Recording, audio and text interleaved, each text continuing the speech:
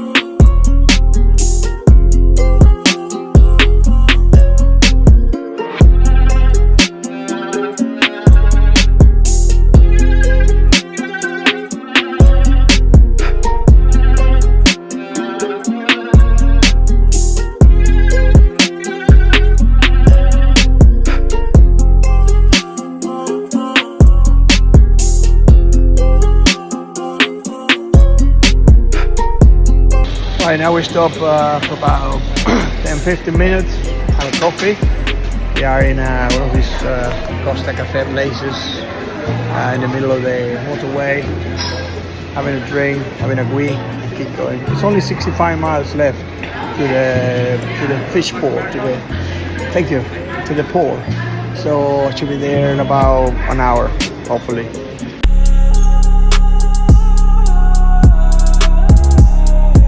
Now here we are in the port, fish car, and just about to take the ferry, but first of all we're gonna have something to eat in here.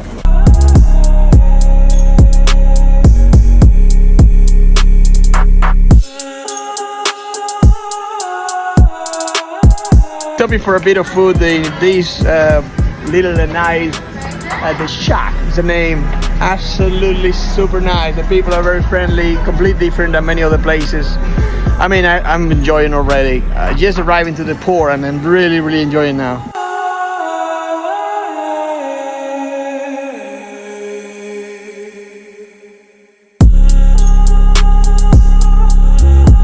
Post office, collect the money.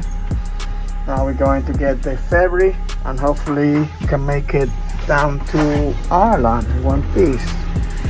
The bike is outside, she's alright. It's there, people walking around, but she's fine. Lovely monster. We are in Fishcar at the moment. So we're now gonna head to the ferry to make it down to Ireland.